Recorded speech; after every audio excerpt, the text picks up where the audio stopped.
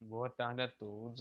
Hoje, quarta-feira, teremos aula com a disciplina de História, né?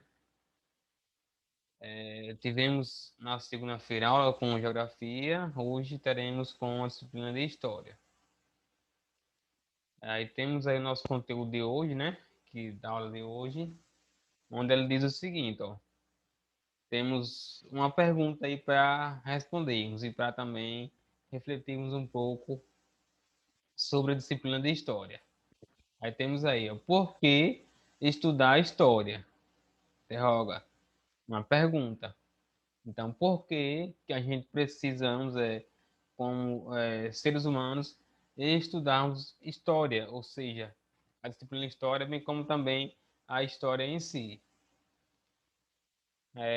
Iremos responder essa pergunta no decorrer da explicação do nosso conteúdo da aula de hoje. Então vamos lá, prosseguindo. Por que estudar história? Vamos ver aí por que estudamos a disciplina de história, bem como também a história da humanidade. Aí temos aí, ó, por que estudar história? Aí vamos introduzir um pouco falando sobre essa questão da história em si, e depois iremos partir para a origem da história.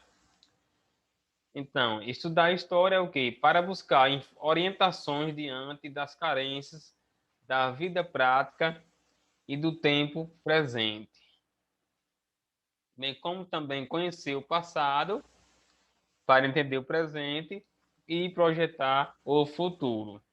Então, nessa parte aí já temos uma pequena informação de por que a gente estuda história. Então, é para a gente conhecer o nosso passado, o passado da humanidade. E esse passado ele vai fazer com que a gente possa entender o nosso presente, o nosso hoje. Então, a partir daí, desse passado que faz a gente entender o nosso presente, iremos projetar o nosso futuro para a frente, né, daqui em diante. Bem como também não repetir os erros de ancestrais e compreender a atuação da humanidade no tempo. Então, houve erros aí na história da humanidade que aconteceu com os ancestrais na antiguidade, né?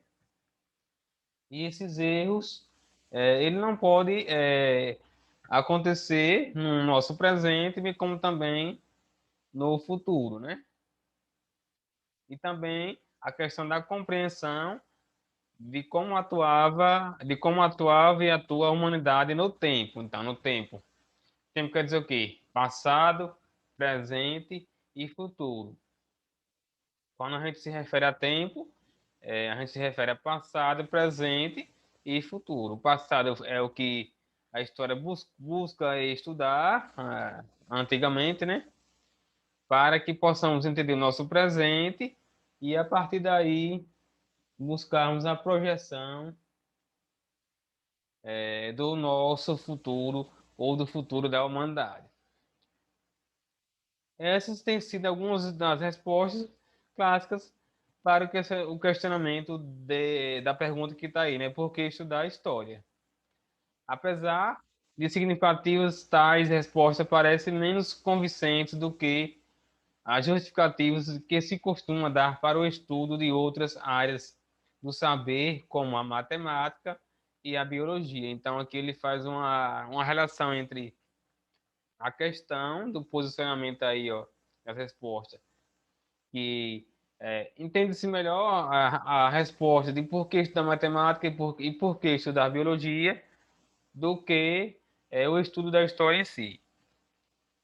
Mas, afinal, pessoas precisam de casas e, para isso, existem engenheiros que, através de medidas e cálculos matemáticos, projetam uma construção.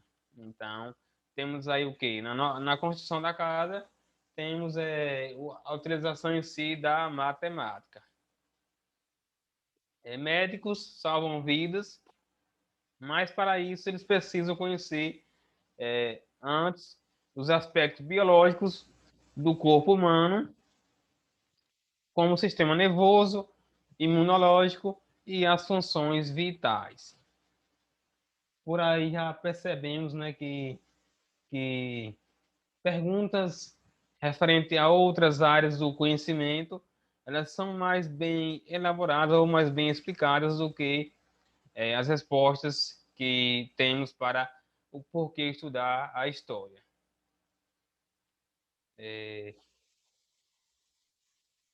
Aí temos aí agora a nossa continuação. Talvez seja mais fácil identificar motivos do porquê estudarmos histórias ao pensarmos que o que ocorreria se instantaneamente perdêssemos todas as informações referentes ao passado. É difícil especular sobre o impacto total de que uma amnésia coletiva traria. Então, o que seria essa questão da amnésia coletiva? Seria a questão do esquecimento do que aconteceu no passado. Então, seriam essas informações que iríamos perder através dessa amnésia coletiva e que dificultaria o conhecimento da convivência humana na antiguidade e no passado. Mas esse esquecimento certamente afetaria desde tarefas simples, como fazer café, até ações mais complexas, como o desenvolvimento de tecnologias que permitem a fabricação de veículos não poluentes. Então, para entendermos aí, ó, a gente percebemos o quê? Que se ocorresse essa amnésia coletiva, ocorreria também uma questão de consequências que viriam a acontecer no nosso presente, bem como também no futuro. Então, por isso que o estudo da história tem essa relação do tempo, né, em si, que é o tempo passado, presente e futuro. Continuando aí, ó, o simples ato de fazer café só é possível devido a uma série de legados históricos que começam na primitiva descoberta do fogo. Então, a partir dessa descoberta na antiguidade de como fazer o fogo, né, foi que foi promovendo outros processos em si, como a questão mesmo de fazer o café, né? Temos aí o aperfeiçoamento tecnológico para a invenção de veículos não poluentes só é possível a partir de variações e aperfeiçoamentos de descobertas do século XVIII, como o motor a vapor. Então, se ocorresse essa amnésia, certamente nós atualmente não teríamos esse conhecimento de como produzir um carro elétrico e a gente teria muita consequência, bem como também como um processo simples do dia a dia que a gente perderíamos essa capacidade de fazer atualmente. Pensando dessa forma, levantamos razões óbvias que tornam o conhecimento histórico tão importante quanto os estudos matemáticos e biológicos. Então, fazendo uma relação agora da história com outras áreas do conhecimento, como a matemática e a biologia, a gente percebe que a história é muito mais importante do que essas duas outras áreas do conhecimento, como a matemática e a biologia. Mas também não descartando a importância de cada uma delas na nossa convivência, né? Mas que a história ela tem mais um poder maior em relação à questão de conhecimento, além da matemática e da biologia. Continuando nosso conteúdo, temos aqui, ó. Esse raciocínio também permite acrescentar que o estudo de história está ligado à nossa necessidade de orientação diante das carências da vida prática e do tempo presente. Então, essa questão do estudo está ligada às nossas dificuldades e carências que temos com relação à nossa vida, né? que tudo que a gente temos hoje é baseado na história passada. Então, para podermos adquirir alguma habilidade, algum processo de formação, a gente tem que voltar um pouco ao passado, então, que inclui, por isso, a história. Contudo, tal afirmação não esgota as respostas à pergunta referente ao porquê estudar história. Afinal, a preservação de muitos legados do passado que podem ser úteis para as pequenas e grandes carências do presente. Ocorre quase que automaticamente por meio de transições geracionais e não depende necessariamente de uma matéria escolar que estuda a história. Então, vemos aí que a história ela não é somente uma disciplina que está na nossa grade curricular da escola, né? Mas em si, um processo de geração por geração. Como, por exemplo, a gente conhecemos aí alguns ditados populares, né? Esses ditados, eles foram passados de nossos bisavós para os nossos avós e assim para os nossos pais. Então, isso é uma transmissão de geração para geração. Desse modo, é importante acrescentar que o estudo da história também está relacionado ao desenvolvimento de uma habilidade cognitiva, que ela é denominada o quê? Raciocínio histórico. Então, esse raciocínio histórico ele vem passando de geração por geração até chegar no nosso presente, que é a nossa atualidade. Para o desenvolvimento do raciocínio histórico, recorrendo mais uma vez à comparação entre a história e outras áreas, podemos pontuar que se a matemática desenvolve um raciocínio essencial, denominado raciocínio matemático, que ele é composto pela lógica, estatística, probabilidade e dentre outros raciocínios aí que estão na matemática. O estudo de história, ele desenvolve um raciocínio também essencial, denominado raciocínio histórico, que ele é formado por quê? Composto pelo senso de empatia, a multiperspectividade, a evidência e dentre outros fatos aí que vão compor o raciocínio histórico. O raciocínio matemático ele é assinado na verificação do troco recebido no mercado, bem como na construção de um hotel luxuoso de 321 metros de altura, na areia do deserto em Dubai.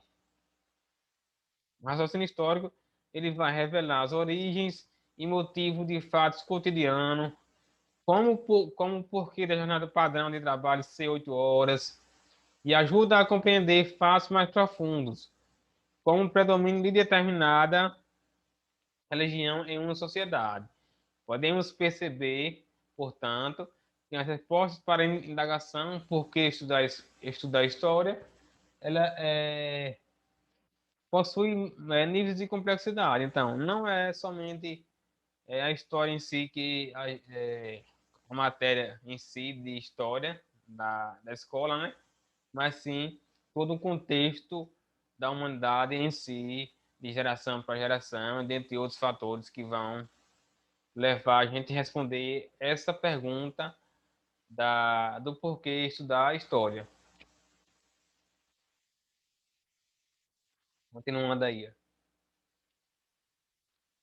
A gente avançando aqui um degrau a mais nesses níveis, pontuamos que o estudo de história também ele está relacionado à questão do desenvolvimento da consciência histórica. Mas o que seria essa consciência histórica aí, ó? A consciência histórica é uma constante antropológica, ou seja, é um elemento comum a todo indivíduo em qualquer sociedade. Então, o que seria essa consciência histórica, na verdade? Seria as nossas lembranças, os nossos conhecimentos que adquirimos com os nossos pais, nossos avós, que esses conhecimentos são passados de geração para geração. Então, isso é uma consciência histórica que vem sendo construída desde a antiguidade. Entretanto, possui várias variações em suas formas de manifestação. Então, para que ocorra a manifestação dessa consciência histórica, vai ocorrer de diversas formas, não só de uma forma em si, mas sim de diversas outras maneiras que irão acontecer essa consciência histórica aí. Segundo o teórico da história, John Rosen, há pelo menos 4 estágios de manifestação da consciência histórica. Então, são 4 os estágios dessa consciência que podemos observar. A primeira delas é o quê? A tradicional. Dessa forma, está embutida a ideia de que as coisas boas sobrevivem às mudanças. Quanto mais velho, melhor, a permanência faz sentido. Então, nessa questão aí da tradicional, quer dizer o seguinte, que quanto mais antigo, melhor, né? Já na segunda forma aí de consciência histórica, temos a exemplar. Essa forma ela diz respeito à questão da manifestação, onde tem a compreensão que os exemplos do passado sempre servem para os problemas do presente. Então, ele vem dizer que o seguinte, que exemplos que eram passados lá no passado, na antiguidade, eles vão servir para que possamos resolver problemas atuais. Ou seja, a história é a mestre da vida. O terceiro estágio aí para a questão da consciência histórica seria o estágio crítico, onde parte do pressuposto da negação. Nada que venha do passado é suficiente. Então, é preciso partir sempre para a inovação, para a reformulação das instituições, culturas, filosofias e outros legados do passado. Então, nesse estágio, ele já não coloca como ênfase principal nada do passado. Ele diz que é preciso se renovar, se inovar, para que possa haver novas reformulações na humanidade atualmente. Então, ele não tem relação nenhuma com o passado. E o último estágio é o estágio genético. Essa é uma forma de manifestação bastante complexa da consciência histórica. Não há leis prévias e nem pressupostos condicionantes. Então, nesse estágio, ele não segue nenhuma regra em si de lei nenhuma, e ele também diz que não tem, não segue nenhum, algo que vem lá do passado também, né? Seria algo já do próprio indivíduo, algo genético. Continuando aqui, ó, dependendo da conjuntura, tanto a permanência como o exemplo ou a negação do passado podem atuar em prol da melhoria, do desenvolvimento e do progresso. Esses estágios de consciência histórica são metaforicamente como uma lente, ou seja, condicionam a leitura da realidade. Quanto mais complexa e desenvolvida uma consciência histórica, com mais inteligência e intencionalidade orientamos nossa vida. Então, aqui para fecharmos essa questão de por que estudar a história, temos aí uma relação de diz que os 4 estágios da consciência histórica eles se interligam um com o outro e assim formando uma base da inteligência humana aí e da nossa intencionalidade de vivermos nossa vida, né? No próximo vídeo trarei um pouco sobre a origem da história e também irei explicar como vocês irão fazer a atividade da aula de hoje.